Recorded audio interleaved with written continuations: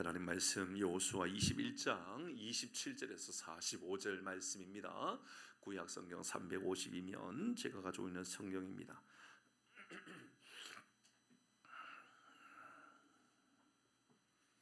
27절부터 45절 마지막 절까지 말씀을 교독해서 읽습니다. 레위 가족의 게르손 자손에게는 므낫세 반지파 중에서 살인자의 도피성 바산 골란과 그 목초지를 주었고 또 브리스드로아와 그 목초지를 두었으니 두 성읍이요. 이사갈 지파 중에서는 기시온과 야르뭇과 그 목초지와 엔간님과 그 목초지를 주었으니 네 성읍이요. 아셀 지파 헬갓과 그 목초지와 러홉과 그 목초지를 주었으니 네 성읍이요.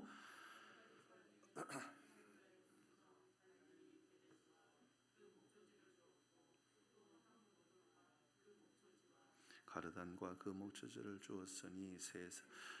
게르손 자손이 그 가족들을 받은 성읍은 모두 13성읍과 그 목초지들이었더라. 스불론 지파 중에서 용느님과 그 목초지와 가르다와 그 딥나와 그 목초지와 나할랄과 그 목초지이니 네 성읍이요.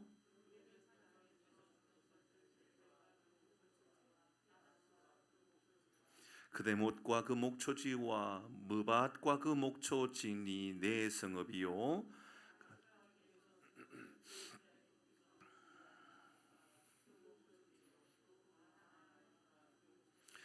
헤스본과 그 목초지와 야셀과 그 목초지이니 모두 네 성읍이라.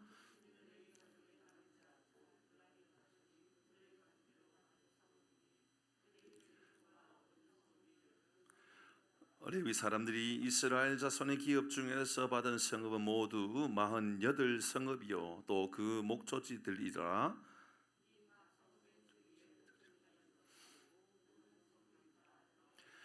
여호와께서 이스라엘의 조상들에게 맹세하사 주리라 하신 온 땅을 이와 같이 이스라엘에게 다 주었으므로 그들이 그것을 차지하여 거기에 거주하였으니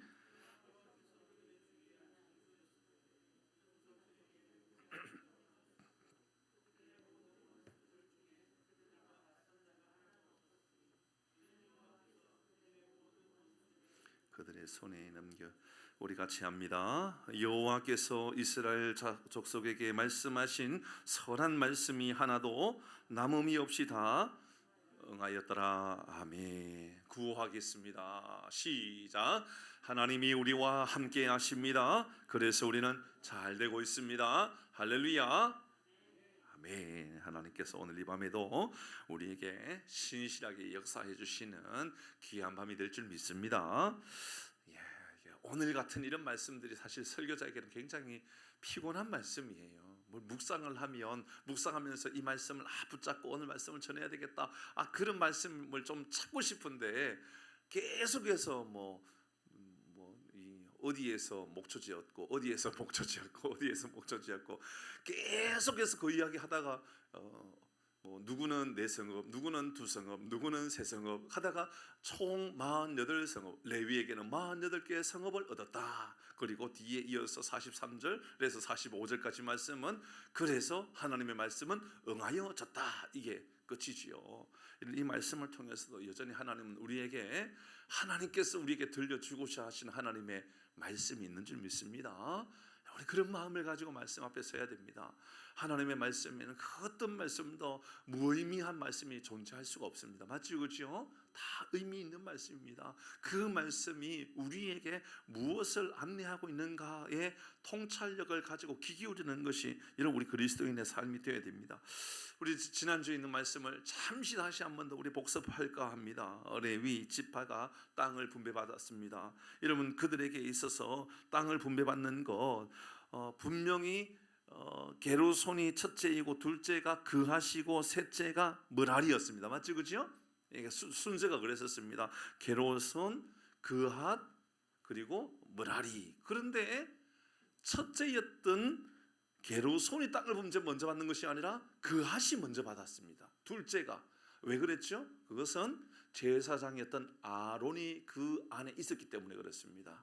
그들은 레위 지파였지만 레위 지파라고 해서 다 모두가 이 제사장의 일들을 했던 것은 아니거든요. 성막을 만들거나 거기에서 관리를 하거나 기둥을 관리를 하거나 음식을 만들거나 이런 일들을 저런 일들을 다 감당해야 했던 것입니다. 하나님은 바로 이 아론 지파가 소속되어 있었던 그핫 자손을 먼저 세웠죠. 그 말씀은 아주 중요하다 그랬습니다. 왜냐하면 이것이 영적인 질서이기 때문에 그렇습니다. 그래서 우리가 지난주에 말씀을 통하여 우리의 마음에 새겼던 첫 번째 메시지는 바로 영적인 질서를 우선순위에 두라라는 것이었습니다.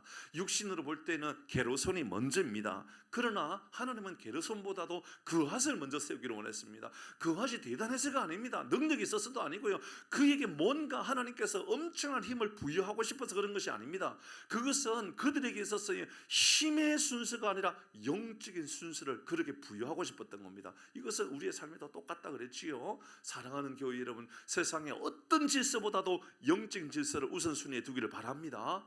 예배를 우선순위에 두고요, 기도를 우선순위에 두고요, 말씀을 우선순위에 두려고 애를 써보는 겁니다. 이것이 하나님께서 우리에게 가장 기뻐하실 일이다. 그 말씀을 나누었죠. 여러분, 목회자가 탁월해가지고 교회가 잘 된다, 전 절대로 그렇게 생각하지 않습니다. 여러분 한 명 한 명의 영적인 기준 질서가 잘 세워지면 우리 교회는 좋은 교회가 되는 거예요. 여러분, 우리 교회는 좋은 목사가 있기 때문에 좋은 교회다, 아니요. 절대로 그렇게 되면 안 됩니다. 그렇게 만약 되면 우리 교회는 위험한 교회가 되는 거예요. 한국 교회와 다 돌아봐야 되는 거예요. 저 교회가 왜 대단할까? 그 교회는 유명한 목사님이 있어서 좋은 교회야. 아니요. 그런 교회가 다 위험한 거예요. 맞지요? 잘 생각해 보세요, 여러분. 한국 교회에 유명하다라고 하는 목사님이 그 교회를 잘 세워간 교회가 후임의 문제로 인하여 시끄러웠던 일들이 얼마나 많아요. 맞죠? 그죠? 얼마나 많습니까? 그러니 여러분, 목회자가 대단하다, 절대로 그렇게 세우지 마시고 여러분 한 분 한 분이 영적인 질서가 분명하게 세워지기를 주의 이름으로 축복합니다. 그 이야기가 우리 지난주에 이야기였어요. 여러분, 가장 중요한 것은 얼마나 대단한 제자가 있느냐, 그거 아니에요. 얼마나 대단한 사도가 있느냐, 아니라고요. 얼마나 대단한 목회자가 있느냐, 그 목사가 기도하면 병이 치료받고 귀신이 떠나가고 안전병이 일어나고, 그래서 대단한 교회라고요. 아니요, 그러면 안 되는 거예요. 진짜 대단한 교회는요, 당시 주님의 이름이 주인이 되어서 모든 성도들이 우선순위가 분명해서 질서를 세워가되 말씀을 질서를 세우고 은혜의 질서를 세우려고 애를 쓰는 것, 그런 성도들이 똘똘 뭉쳐서 우리 훈련을 합시다. 말씀의 훈련을 하고 은혜의 훈련을 하고 감사의 훈련을 하고 전도하고, 그렇게 한 마음을 모으는 교회가 진짜 좋은 교회다 그랬습니다. 제가 지난주에 여전도에 모임할 때도 말씀을 드렸던 게 그 이야기였어요. 여러분, 우리는 영광을 보리라. 너무 여기 관심이 많아요. 하나님 우리에게 영광에 관심이 있을까요? 믿음에 관심이 있을까요? 여전도에 참석하지 않았어요? 참석하셨잖아요. 여전도회 원래회에 말씀드렸잖아요. 우리의 관심은 영광인데 하나님의 관심은 영광이 아니라 믿음이라고요. 믿으면 영광을 보리라. 그러니까 믿음의 중심에 두고 살아가야 된다, 그 말입니다. 그래야 하나님은 우리의 삶을 통하여 교회를 통하여 영광을 드러내신다, 그 이야기죠. 두 번째는 하나님은 각각의 지파들에게 레위 지파를 각각 다 보내십니다. 12지파에 다 보내는데, 여러분, 좋은 땅에 보냅니까? 안 좋은 땅에 보냅니까? 제 혼자 설교했나 봐요. 아무도 안 듣고, 그죠? 제가 지난주에 말씀드렸잖아요. 여러분, 레위 지파들이 그 12지파의 마을에 들어간 때는 안 좋은 땅에 들어간 게 아니라 좋은 땅에 들어갔어요. 여러분, 그러면 좋은 땅을 내주어야 하는 12지파의 마음은 편할까요? 불편할까요? 마음이 안 좋지요. 왜냐하면 내가 가지고 있는 땅이요, 안 좋은 땅이라 그래도요, 그거 남한테 주려고 그러면요, 그거 아까운 마음이 든단 말입니다. 여러분, 우리가 아무리 부자가 되었다 할지라도요, 그거 내가 가지고 있는 건 남에게 나누어 주려고 생각해 보세요. 아까울 수가 있습니다. 분명히 아까울 수가 있습니다.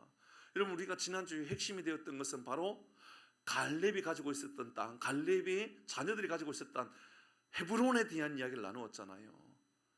여러분 갈렙은요 12지파가 땅을 분배받을 때에 여러분 여호수아에게 제일 먼저 이야기했지 않았습니까? 나에게 이 산지를 내게 달라고. 그거 어디라고요? 헤브론. 왜 헤브론을 달라고 그랬습니까?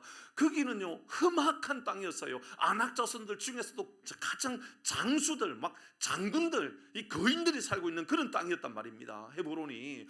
그렇지만 그 땅은 아브라함이 예배했던 땅이고, 그 땅은 그래도 이 야곱이 예배했던 땅이고, 이삭이 그 땅에 머물렀던 땅이었기 때문에 하나님 앞에 제단을 쌓았던 그 땅이었기 때문에 갈렙은요 그 땅을 빼앗길 수가 없었던 거예요. 그 땅은 내가 다시 쟁취해야 되겠다. 그 땅에 내가 예배의 처소로 세워야 되겠다. 여러분 85세의 나이에 갈렙이 여러분 헤브론 땅을 달라 할 때는요 내 목숨을 여기에 걸겠다 그런 거였거든요. 내가 저기에서 죽는다 할지라도 다른 사람은 손도 대지 못했던 땅이었던 겁니다. 헤브론은요 다른 사람 아무도 그 땅에 가가지고 전쟁에서 빼앗아 버려야 되겠다, 아무도 그 생각조차도 못하고 아무도 접근조차도 못할 때 갈렙은 이 산지를 내게 주소서 대단한 용기와 믿음을 가지고요 그 노인네가 도전한 겁니다. 왜요? 이 땅에 예배 땅 만들고 싶어 가지고요.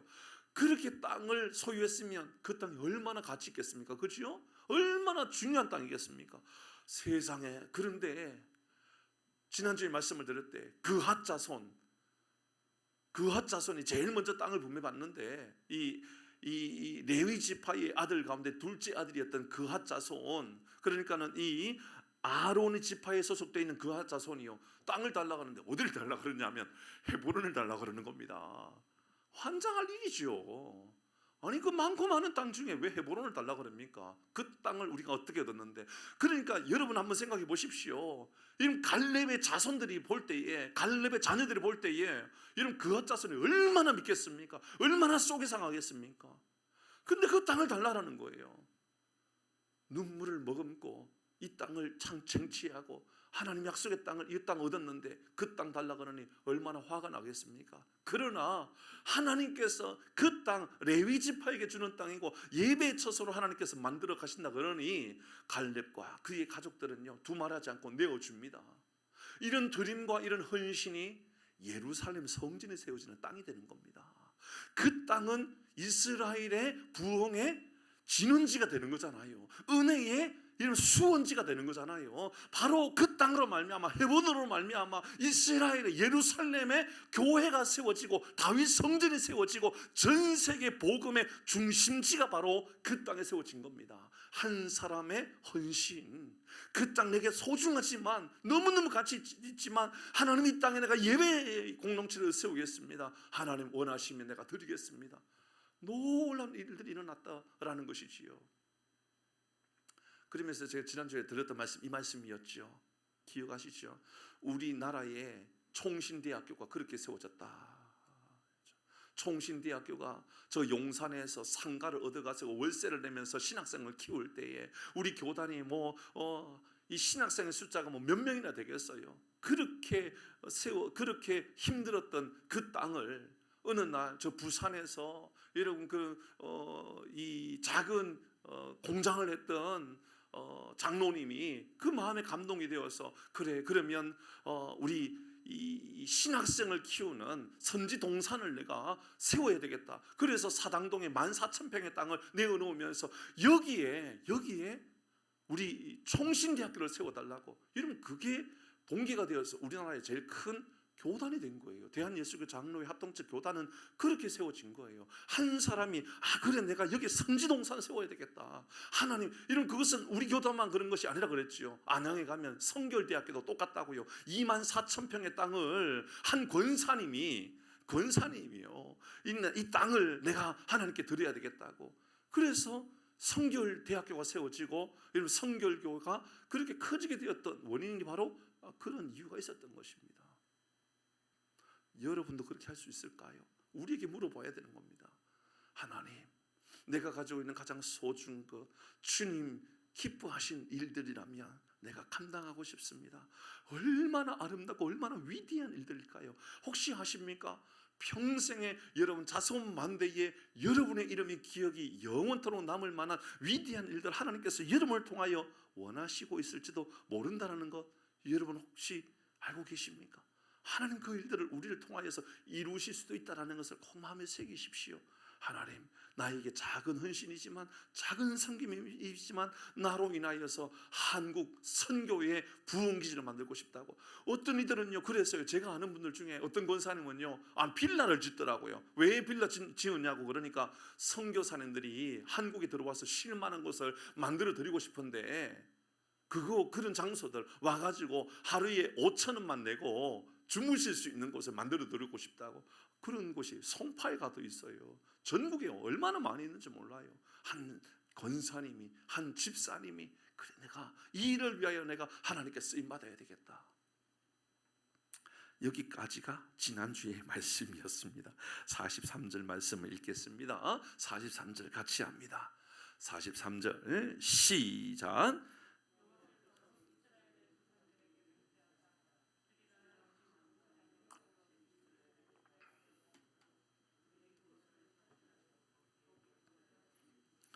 하나님께서 이제 이 이스라엘 조상에게 맹세하여 주리라 했던 모든 땅을 다 주셨다. 하나님 말씀이 성취되었다. 이제 이렇게 말씀하고 있습니다. 오늘 말씀은 두 가지 큰 문맥을 가지고 함께 말씀을 나눌 겁니다. 하나는 우리가 땅을 나누고 있는 이 게르손 자손과 므라리 자손이 분배받았던 땅, 그 특징들을 쭉 다 살펴볼 그런 마음이 있었는데요. 사실 뭐 그렇게 그 땅의 중심의 핵심은 아니겠다라는 생각이 좀 들었습니다. 오늘은 이 말씀을 통하여 말씀드렸던 것처럼 이 게르손과 이제 므라리의 자손들이 땅을 분배받았고, 그 이야기와 하나고, 또 그 뒤에 있는 이야기는, 그래서 오늘 43절 이후에 그 땅을 다 하나님께서 정확하게 하나님의 약속대로 맹세하신 대로 그 땅이 이루어졌다. 그 말씀 우리 함께 좀 나누어 보도록 하지요. 여러분, 오늘 본문의 말씀에 계속해서 반복되어지고 있는 중요한 단어가 있다면 뭐지요? 목초지입니다. 목초지. 여러분, 그냥 쉽게 지나칠 수 있는 단어가 목초지인 것 같습니다. 목초지는 양들 풀 먹이는 곳, 그죠? 농사 조금 텃밭 정도 키울 수 있는 곳, 그게 아마 목초지다, 그렇게 볼 수가 있습니다. 여러분, 레위 지파들, 이 그핫 자손이나 게르손이나 므라리 자손들에게 계속해서 목초지를 이렇게 준다. 어느 자손들에게는 2성읍 주겠다, 3성읍 주겠다, 4성읍 주겠다, 이런 식으로 계속해서 이야기를 합니다. 넓은 땅을 받지 못했던 지파였지만, 이 레위 지파가요 넓은 땅을 받지는 못했지만 염려하지 말고 살아갈 수 있는 목초지를 다 나누어 주었다, 그 말이겠죠. 그렇죠? 목초지를 주었다라는 것은 큰 나라와 같은 민족을 이룰 만한 땅은 아니다. 하지만 영적인 일들을 잘 감당할 만한, 그곳에서 양을 키울 만큼의 땅들은 내가 너희들에게 공급해 주겠다, 그렇게 말씀해 줬던 그 땅입니다. 광야의 시간을 보낼 때에 하나님께서 만나를 먹이시지요. 왜 하나님께서 그들에게 계속해서 만나를 먹이실까요? 40년의 시간 동안 계속해서 끊임없이 만나를 먹이십니다. 오병이어 사건도 한번 생각해 봅니다. 여러분, 오병이어 사건이 잘 대답하셔야 돼요. 하나님이 행하셨던 이 위대한 역사 가운데 오병이어 사건이 그들에게 유익할까요? 아니면 유익하지 않고 도리어 신앙의 해가 될 수도 있을까요? 이렇게 질문하면 뭐 당연히 목사님 의도가 있으니까 그런 거 질문하겠지 생각할 수가 있죠, 그죠? 예, 맞습니다. 그들에게요 신앙에 도움이 되지 않을 수도 있어요. 오병이어 사건이 오늘날 이 시대에 이루어지면 우리에게 불편할 수도 있다니까요. 당장 요한복음의 말씀에 보면 오병이어 사건으로 인하여 사람들이 예수님을 붙들고 우리의 임금으로 삼아야 되겠다 그러지 않습니까? 임금으로 삼아야 되겠다. 예수님은 그들에게 육신의 임금, 나라의 정치의 임금으로 오신 분이 아니거든요. 그러니까 예수님께서 오병이어 이후에 산으로 도망가 버리십니다. 그렇죠? 왜요? 내가 오병이어, 이 먹는 문제를 해결해 주기 위해서 온 것이 아닌데 사람들은 이것을 오해하더라, 그 이야기입니다.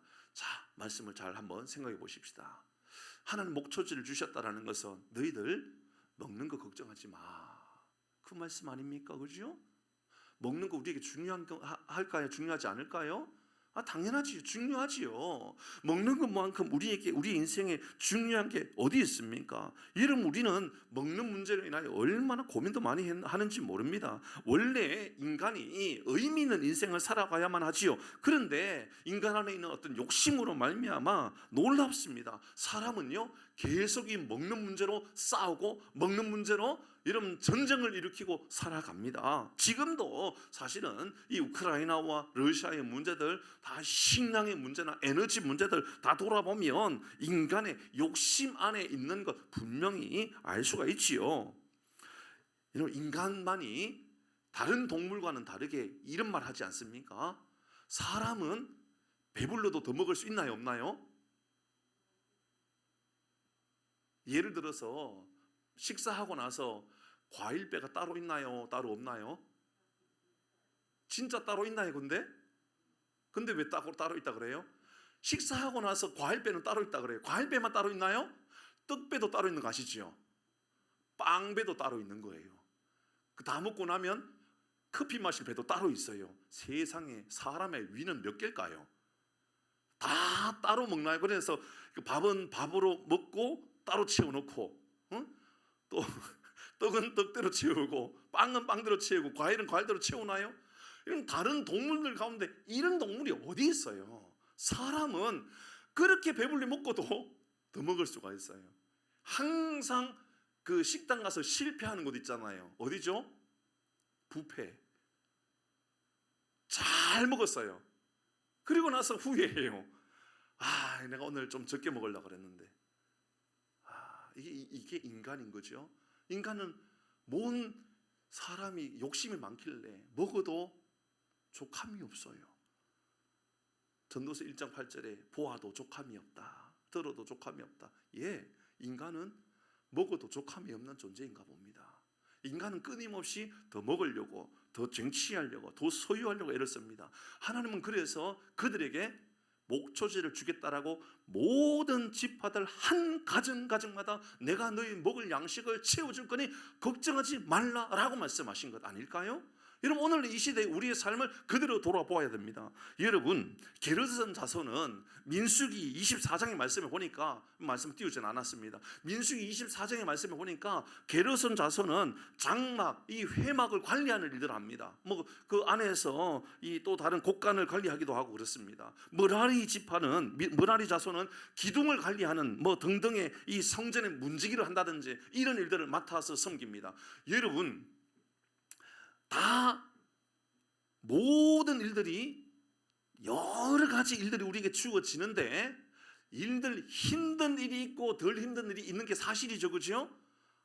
교회에서 청소할 때 어떤 이들은 당신은 화장실을 좀 청소하시고, 당신은 계단을 청소하시고, 당신은 세미나룸을 관리하시고 청소하시고, 당신은 세차를 하고, 그러면 어떤 이들은 말이야, 목사님은 나한테는 화장실 시키고, 저 권사님은 무슨 사랑을 받길래 편애하냐고, 저 권사님은 조그만한 곳 금방 할 수 있는 저런 일도 맡기냐고, 그런 마음이 우리에게 들 수가 있는 겁니다. 그지요?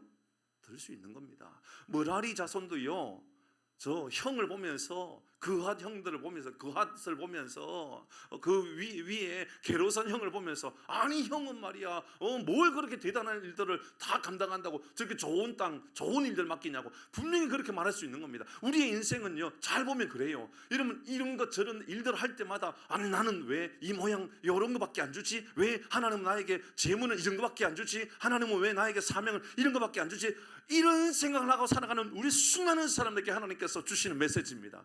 내가 말이야, 너희들에게 먹고 마실 수 있는 목초지를 동일하게 주니 걱정하지 마, 이렇게 말씀하는 거죠. 달리 말하면 사랑하는 교회 여러분, 우리는 먹고 마시는 문제로 살아가는 것이 아니라 사명을 가지고 살아가는 사람들입니다. 사랑하는 교회 여러분, 우리 이 땅에 먹는 양식을 가지고 싸우고, 먹는 양식을 가지고 얼마나 내가 더 많은 것을 먹을까, 이런 것 가지고 싸우는 존재가 되지 마시고요, 하나님 우리에게 먹을 것을 풍족하게 얻게 하시는 그 하나님을 꼭 마음에 신뢰하고 살아가십시오. 요한복음 10장 9절입니다. 같이 읽습니다. 예수님께서 우리에게 이렇게 말씀합니다. 시작. 내가 문이니 누구든지 나로 말미암아 들어가면 구원을 받고, 또는 들어가며 나오며 꼴을 얻으리라. 양식 하나님께서 주신다. 이 땅에 하나님 우리에게 구원을 받은 사람들입니다. 그러니 이 땅에서 하나님께서 맡겨주신 일들 잘 감당하면 되는 거예요. 전도하는 일들이나 직장 생활하는 일이나 복음을 전도하는 일이나 또 주어져 있는 직장에서 열심히 사업을 하는 일들 잘 하십시오. 잘 하십시오. 꼴은 하나님께서 먹이십니다. 여러분, 그러니 꼴 가지고 싸우는 그런 인생 되지 마십시오. 얼마나 내가 대단한 뭔가를 이루기 위하여 애쓰고 그런 삶을 살아가는 것이 아니라 나로 인하여 하나님의 영광이 드러나면 됩니다. 하나님, 나 기둥 청소하는 일들 맡기시겠습니까? 예, 제가 그거 하겠습니다. 하나님, 나 곡간 청소하는 일 맡기시겠습니까? 예, 하나님, 제가 그거 하겠습니다. 여러분, 우리가 주목해야 되는 것은 곡간의 일, 우리가 주목해야 되는 일은 이 목초지에 대한 관심이 아니에요. 목초지는 보세요. 모든 지파들에게 동일하게 다 목초지를 주며 그러니까 우리의 관심의 집중은요, 목초지의 중심을 두면 안 돼요. 우리에게 관심을 가져야 될 중요한 일들은 하나님 이 땅에 다양하게 맡기시는 그 일들입니다. 그곳에서 최선을 다하고, 전도회장 맡기셨으면요, 일 다 하십시오. 최선을 다하십시오. 목장 리더 맡기셨습니까? 교사 일 맡기셨습니까? 그냥 묵묵하게 잘 감당하십시오. 감당하다 보면 하나님께서 우리의 인생의 목초지로 인한 만족은 하나님 채워주실 줄 믿습니다. 그 말씀을 우리에게 하고 있는 것이지요. 여러분, 성경은 우리에게 예수님께서 우리에게 이렇게 알려줍니다. 우리에게 이 산상수훈, 이 산에 오르셔서 말씀을 전파할 때에 우리가 너는 그의 나라와 그 의를 구하라, 먼저 그의 나라와 그의 의를 구하라 말씀하셨던 그 기도를 꼭 기억해 보셔야 됩니다. 말씀을 좀 읽어보도록 합니다. 마태복음 5장 25절부터 한 절씩 교독에서 있습니다. 제가 먼저 한 절 읽고 여러분도 한 절 읽고 그렇게 읽어보겠습니다. 보시지요. 우리 주님이 우리에게 원하시는 바로 이런 삶을 살아가는 겁니다. 그러므로 내가 너희에게 이르노니 목숨을 위하여 무엇을 먹을까, 무엇을 마실까, 몸을 위하여 무엇을 입을까 염려하지 말라. 목숨이 음식보다 중하지 아니하며 몸이 의복보다 중하지 아니하냐. 26절 시작. 잠깐만요. 26절 다른 말씀인데 진실로 27절 한번 띄워보시죠. 가늠하지 말라. 좀 다릅니다. 마태복음 맞는데 제가 읽어보겠습니다. 이 26절의 말씀을 보니까 공중의 새를 보라. 심지도 않고 거두지도 않고 창고에 모아들이지도 아니하되 너희 하늘 아버지께서 기르시나니 너희는 이것들보다 귀하지 아니하냐. 너희 중에 누가 염려함으로 그 키가 한 자라 더 더할 수 있겠느냐. 28절의 말씀에 또 너희가 어찌 의복을 위하여 염려하느냐. 들의 백합화가 어떻게 자라는가 생각하여 보라. 수고도 아니하고 길쌈도 아니하느니라. 그러나 내가 너희에게 말하노니 솔로몬의 모든 영광으로도 입은 옷이 이 꽃 하나만 같지 못하느니라. 오늘 있다가 내일 아궁에 던져지는 들풀도 하나님 이렇게 입히시거든, 먹이시거든. 그 말 아닙니까? 그러면서 들의 백합화가 어떻게 자라는가 생각하여 보라 라고 말씀하시고, 수고도 길쌈도 아니하느니라. 29절에 그러나 내가 너에게 말하노니 솔로몬의 모든 영광으로도 입은 것이 이 꽃 하나만 같지 못하느니라. 30절에 오늘 있다가 내일 아궁에 던져지는 들풀도 하나님이 이렇게 입히시거든 하물며 너희일까 보냐. 믿음이 작은 자들아, 믿음이 작은 자들아. 31절에 이렇게 말합니다. 그러므로 염려하여 이르기를 무엇을 먹을까, 무엇을 입을까, 마실까, 무엇을 입을까 하지 말라. 이는 다 이방인들이 구하는 것이라. 너희 하늘 아버지께서 이 모든 것이 너희에게 있어야 할 줄을 아시느니라. 그러므로 이렇게 시작합니다. 그러므로 33절에 그러므로 그런즉 33절 같이 합니다. 시작. 그런즉 너희는 먼저 그의 나라와 그의 의를 구하라. 그리하면 이 모든 것을 너에게 더하시리라. 사랑하는 성도 여러분, 우리 하나님께서요, 우리가 구해야 하는 것은 이런 거라는 거예요. 먹을 양식을 위하여 우리 예수님께서 우리에게 일용할 양식을 주옵시고 그렇게 기도하라 그래요. 왜요? 그거 하나님께서 책임져 주시기 때문에 그렇습니다. 그리고 우리가 구해야 할 것은 목초지를 구하는 것이 아니라 하나님 우리에게 주신 사명을 잘 감당하기 위하여 우리가 애쓰고 수고하는 인생이 되어야 한다라는 것입니다. 사랑하는 성도 여러분, 목초지 때문에 살아가는 것이 아니라 사명 때문에 살아가는 복이 우리 가운데 있기를 바랍니다. 우리의 삶의 기준, 영적인 기준의 삶을 살아간다면 목초지는요 아무것도 아니다라고 믿음으로 선포해야 됩니다. 목초지 그까짓 거 하나님께서 우리에게 먹이신다 그러니 내가 이로 말미암아 만족할 수 있어, 그래야 한다라는 것입니다. 두 번째는요, 말씀을 통하여 우리에게 알려주는 아주 중요한 메시지는 하나님의 뜻이 이루어지는 것이다 라고 이야기합니다. 43절 같이 읽어봅니다. 43절 시작. 여호와께서 주리라 하신 온 땅을 이와 같이 이스라엘에게 다 주셨으므로 그들이 그것을 차지하여 거기에 거주하였으니 44절 여호와께서 그들의 주위에 안식을 주셨으되 그 조상들에게 맹세하신 대로 하셨다 됐습니다. 그 다음에 45절 넘어갑니다. 시작. 여호와께서 이스라엘 족속에게 말씀하신 선한 말씀이 하나도 남음이 없이 다 응하였다. 여러분, 아브라함에게 했던 약속, 이삭에게 했던 약속, 여러분 야곱에게 했던 약속, 가나안 땅을 너희에게 주겠다, 마침내 이루어지는 장면입니다. 이 말씀으로 인하여서 이제 하나님의 말씀이 완전히 이루어지는 그 말씀을 우리가 보게 됩니다. 그리고 말씀을 마무리하면서 선한 말씀이 하나도 남음이 없이 다 응하여졌다 그렇게 말씀합니다. 그렇습니다. 하나님의 약속은요 남음이 없이 이루어집니다. 이 말의 다른 표현은 하나님은 신실하게 그 약속들을 이루어 가신다 그 말씀입니다. 아브라함이 인생의 삶을 살아가면서 이 말씀을 이해했을까요? 내가 너를 말이야 하늘의 해와 같이, 아니 하늘의 별과 같이 빛나는 민족 만들어 줄게. 저 땅의 바다의 모래알을 보면서 내가 이 바다의 모래알처럼 엄청난 민족을 만들어 줄게. 아브라함이 그거 이해했을까요? 못했을까요? 못했죠. 그거 어떻게 이해합니까? 전혀 이해하지 못하는 겁니다. 여러분, 요셉이 오늘 새벽에도 말씀을 드렸지만 요셉이 아버지 집에 살 때에 꿈을 꾸지요. 근데 그 꿈을 잘 돌아보면 아니 모든 형제들이 자기한테 막 절을 하네. 근데 자기가 노예로 팔려갑니다. 형들로 인하여 노예를 팔려갑니다. 애굽에 팔려갔을 때에 그 꿈에 대하여 이해하게 될까요? 못하게 될까요? 못하지요. 왜요? 지금 상황이 내 꼴이 말이 아닌데요.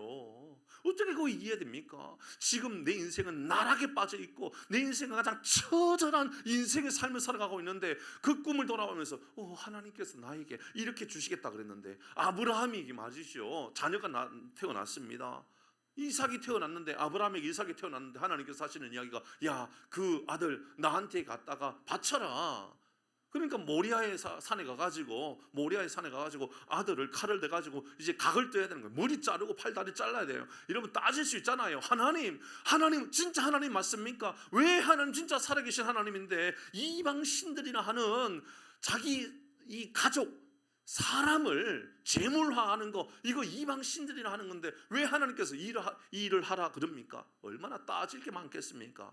여러분, 아브라함이요 아들을 데리고 제물을 들어갈 때요 절대로 이해하지 못했을 겁니다. 그 이해는요 어쩌면 아브라함이 살아 생전에 이해 못했었을 수도 있습니다. 근데요 오늘 본문의 말씀을 보니 그 말씀을 하나도 빠짐없이 다 응하여졌다 그랬습니다. 이 말씀을 가지고 우리 그대로 적용해 보십시다. 어쩌면 우리가 기도하고 있는, 어쩌면 우리 여러분 개인 한 명 한 명이 기도하고 있는 중요한 기도 제목이 지금 이루어지고 있지 않을 수도 있습니다. 그러면서 마음 안에는 하나님, 예전에 저에게 주셨던 꿈이 있지 않습니까? 예전에 하나님께서 저에게 보여주셨던 것 있지 않습니까? 왜 안 줍니까 하나님? 왜 안 줍니까 하나님? 전혀 이해가 안 될 수도 있을지 모릅니다. 그런데 훗날 결과를 보면 이해하게 될 것입니다. 오늘 말씀은 그 말씀입니다. 43절에서 45절의 말씀은 모든 말씀이 다 응하여졌다, 결국은 다 이루어졌다. 이러면 그것은 모세가 살아 생전에, 모세는 가나안 땅을 밟아요? 못 밟아요? 못 밟지요. 그러면 모세는 가나안 땅에 들어가가지고 민족의 땅을 분배받고 그곳에서 하나님 약속했던 땅을 민족들 지파들마다 하나하나 땅을 분배받았던 것, 광야에 있을 때 모세가 그 말씀을 100% 이해하고 있었을까요? 이해를 못할까요? 이해하기가 어렵겠죠, 그렇죠? 왜요? 삶의 상황 가운데는요 전혀 이해가 안 될 때가 있는 겁니다. 지금 간절한 마음을 가지고 눈물로 통회하면서 기도하고 있는 여러분의 기도의 제목이 도저히 하나님 앞에 응답이 안 되어지고 있는 것처럼 답답한 그런 상황이 있을 수 있다라는 겁니다. 그러나 과정을 볼 때는 우리가 이해할 수 없지만 훗날 결과를 보면 반드시 하나님께서 주시는 이 45절의 말씀, 선한 말씀이 하나도 남음이 없이 다 응하여지겠다, 신실하게 이루어지겠다, 이 말씀이 우리에게도 동일하게 이루어지는 줄 믿으시길 바랍니다. 그러면 어떻게 이것이 이루어질까요? 그 말씀이 44절 아닙니까? 같이 읽어봅니다. 44절 시작. 여호와께서 그들의 주위에 안식을 주셨으되 그 조상들에게 맹세하신 대로 하셨으므로 그들의 모든 원수들 중에 그들과 맞선 자가 하나도 없었으니 이는 여호와께서 그들의 모든 원수들을 그들의 손에 넘겨주셨다. 여러분 중요한 단어가 나오네요. 안식을 주셨다. 다른 표현을 써보면 평안함을 주셨다. 기도하고 나서요, 이게 하나님께서 주시는 응답이고 하나님께서 주시는 선한 길인가? 여러분 제일 먼저 우리가 이해할 수 있는 것은 하나님의 말씀으로 이해할 수 있을 겁니다. 그렇죠? 그리고 또 하나가 있다면 평안한 마음으로 하나님 우리에게 인도하실 때가 있을 겁니다.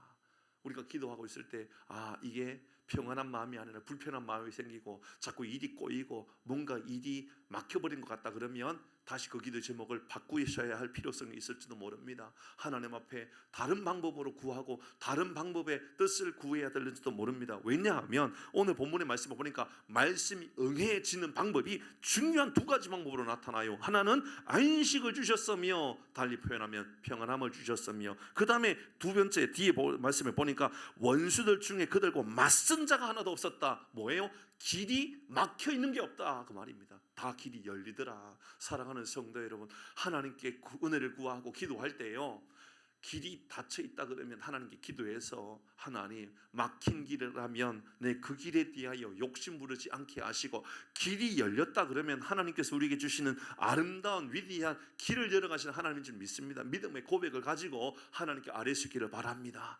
고집으로 나가지 마시고요, 우리의 고집이 아니라 하나님께서 길을 열어주시고 있구나, 하나님께서 내 마음 가운데 은혜를 주고 계시구나, 하나님께서 우리 가운데 안식을 주고 계시는구나. 사랑하는 성도 여러분, 하나님은 신실하십니다. 그래서 우리에게 악한 세력조차도 굴복시키셔서 당신의 길들을 우리에게 열어주시겠다라고 말씀하고 있습니다. 저는 이 말씀을 제 삶에도 그대로 적용해 보았습니다. 목회하면서 목사의 욕심이라는 게 있거든요. 목사의 욕망, 최근에 그 마음을 제 마음 안에 많이 묵상하고 있습니다. 하나님 절대로 이 부족한 종이 인간의 욕망, 욕심으로 목회하지 않게 하시고 하나님의 뜻을 아뢰고 하나님의 길들을 열어가는 목사가 되게 해주십시오. 기도하고 있습니다. 여러분 우리 모두도 그렇게 하십시다. 하나님께서 길을 열어주셔서 평안함으로 인도해 주심을 깨닫게 되는 놀라운 삶을 살아가는 은혜가 우리 가운데 임하기를 주의 이름으로 축복합니다. 두 가지 말씀 기억하십시오. 하나님은 우리에게 사람이 떡으로만 사는 존재가 아니라는 것을 알려주십니다. 내가 목초진 줄 테니 그거 걱정하지 말고 사명을 가지고 믿음으로 주어진 일들 잘 감당해라. 두 번째는 기도하고 은혜를 구하고 나아갈 때에 하나님께서 우리에게 평안한 마음으로 길을 열어주신다면 하나님 내가 그 길을 걸어가겠습니다. 여러분 그 길을 걸어갈 때는요, 어두움의 악한 세력들까지도 다 주님께서 물리쳐주고 있다라고 말씀합니다. 맞선 자가 하나도 없을 정도로 하나님께서 길을 열어주신다 그랬습니다. 우리의 방법이 아니라 하나님의 방법으로 우리의 인생을 하나님께 맡겨드리는 놀라운 복이 우리 가운데 임하기를 주의 이름으로 축복합니다. 우리 같이